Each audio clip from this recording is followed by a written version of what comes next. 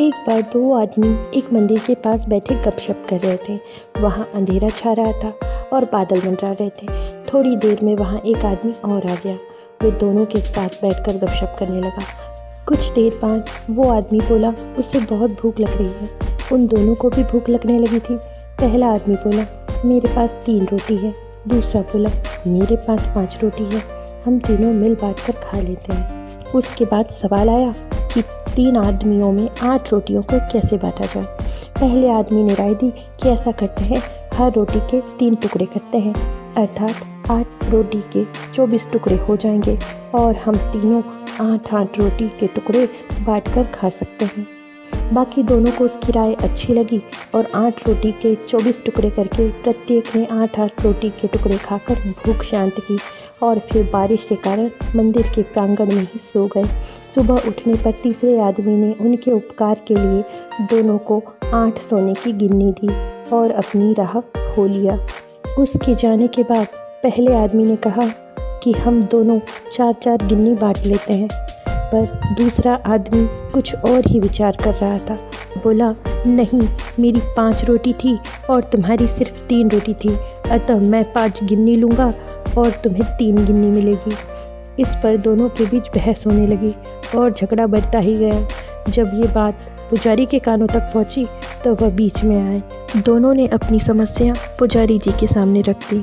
पुजारी जी भी असमंजस में पड़ गए, पर उन्होंने उनसे कहा कि मुझे वक्त चाहिए, मैं तुम्हें कल फैसला सुनाऊंगा। दोनों यात्री वही मंदिर में रुक गए और पुजारी भी अपने कमरे में जाकर ये सोचने लगे कि अब मैं क्या करूं। पुजारी को दिल में वैसे तो दूसरे आदमी की 3-5 की बात ठीक लग रही थी, पर फिर भी वह गहराई से सोचते सोचते गहरी नींद में सो गए। कुछ देर बाद उनके सपने में भगवान प्रकट हुए तो पुजारी ने सब बातें बताई और न्यायिक मार्गदर्शन के लिए प्रार्थना की और बताया कि मेरे ख्याल से 3 और 5 में बंटवारा ही उचित लगता है। प्रभु मुस्कुरा कर बोले, नहीं, पहले आदमी को सिर्फ 1 गिन्नी मिलनी चाहिए और दूसरे आदमी को 7 गिन्नी मिलना चाहिए। भगवान की बात सुनकर पुजारी अचंभित हो गए और अचरज से पूछा, प्रभु, ऐसा कैसे हो सकेगा?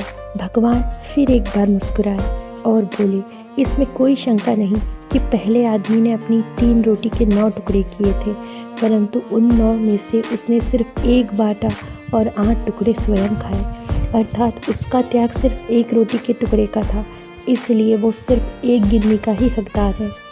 दूसरे आदमी ने अपनी 5 रोटी के 15 टुकड़े किए, जिसमें से 8 टुकड़े उसने स्वयं खाए और 7 टुकड़े उसने बांट दिए, इसलिए वो न्यायानुसार 7 गिन्नी का हकदार है। ईश्वर की न्याय का सटीक विश्लेषण सुनकर पुजारी उनके चरणों में नतमस्तक हो गया और बोला, प्रभु, आपने मेरे हाथ से अन्याय होने से बचा लिया। इस कहानी का सार ये है कि हमारा वस्तु स्थिति को देखने का, समझने का दृष्टिकोण और ईश्वर का दृष्टिकोण एकदम भिन्न है।